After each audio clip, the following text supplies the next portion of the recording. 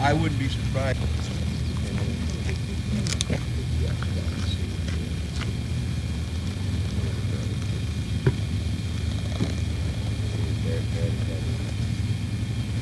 Is that stone going to lie flat? Yes, maybe not entirely, but so that, I mean, he has might got be to raised a little to keep the. He said he was going to have a little bit of problems with some of this stuff. You have what? A little bit of problem what? Huh? With what, Roger? In getting it in, we're going to have some problems with making it flat or whatever. I told him that Bechard was born in Assiniboia, Saskatchewan in 1912. I can't remember his date.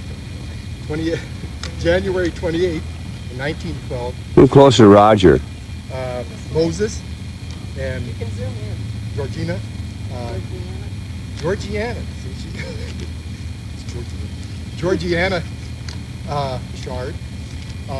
And he had 5 brothers living in Assiniboia. He had 5 brothers, 4 sisters at that time, 10 children in the family. And he was about 2-3 years old. His father died. Moses died in 1915. Then his mother married Augusta Aronson, and they then immigrated to the United States from Canada and into Bonners Ferry. And Dad moved in Bonners Ferry. He was about 5 years old.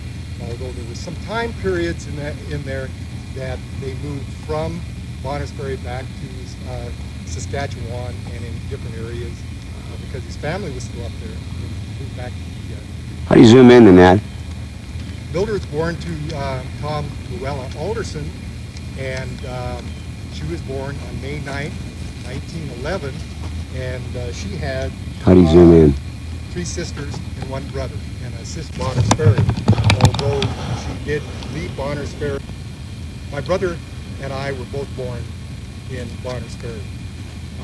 And in 1938, during the Great Depression, they were having problems making a living in the Bonners Ferry, so they moved to Spokane in 1938. Then, of course, in Spokane, that's where the 2 girls were born, in Spokane, Washington.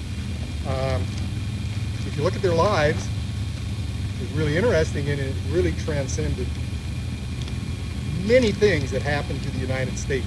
If you look at it from 1911 until 1998, what had happened in the United States.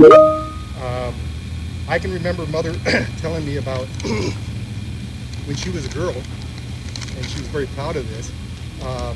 They had these barnstorming pilots landing in the South 40 of the Alderson farm.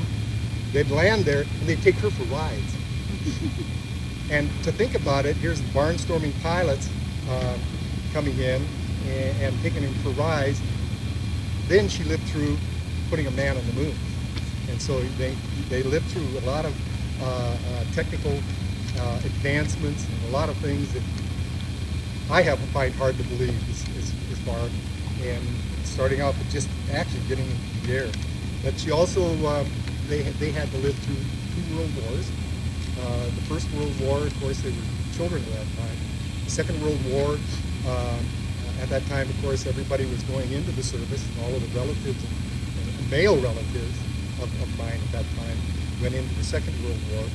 Dad at that time actually ended up working in defense projects in the Spokane Valley, Naval Supply Depot. And Kaiser Aluminum at that time did some kind of defense work, and I'm not even sure it was named Kaiser Aluminum, but I can remember him working there, and there's big guard turrets all around, and he had to go to work through the guard turrets. And of course, the Korean conflict, which my brother and I were involved in the Korean conflict, never in combat, and then through the Vietnam era. So, I mean, a lot of things have happened during their lifespan. Through all of that time, they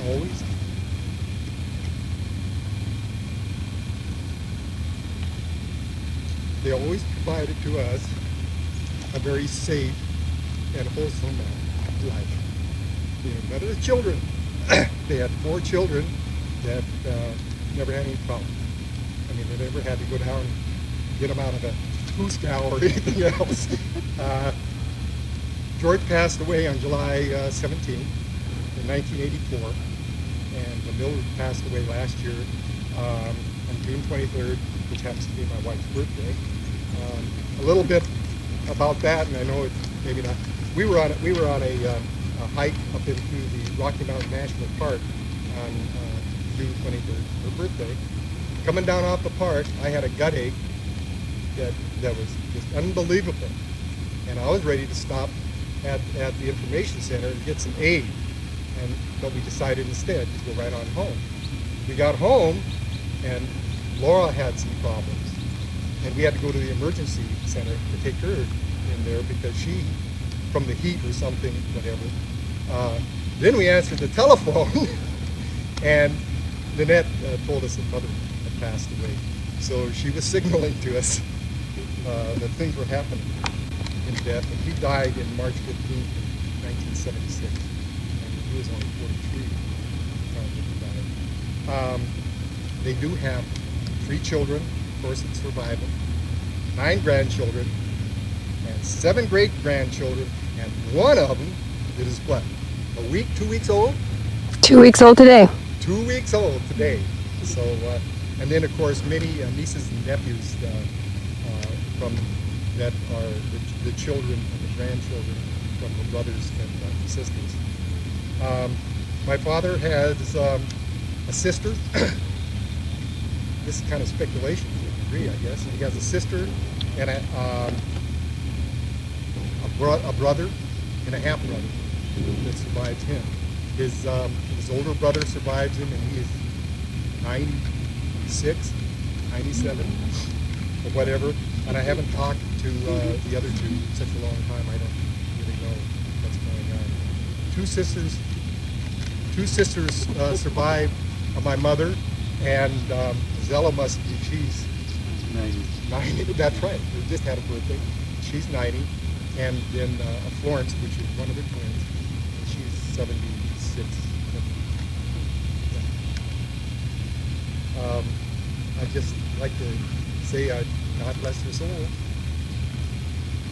And Mom and Dad, I love you. These are my cards when I got my car.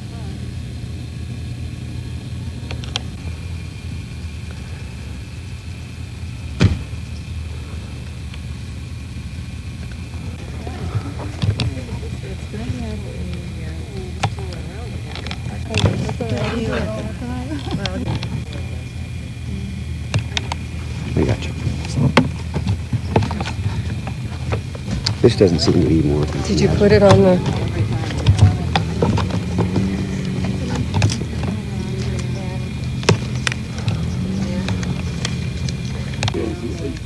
We don't need a price tag.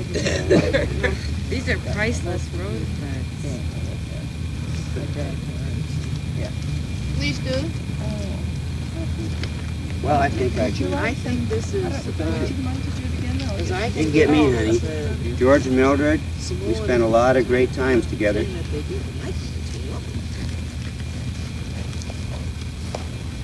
I would have to say I enjoyed you like a mother and father. It's still on that, isn't it? What we're going to have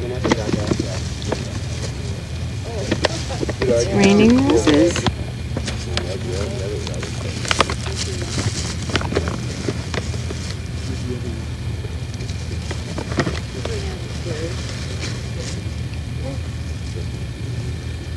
Yeah, as if I knew what I was doing.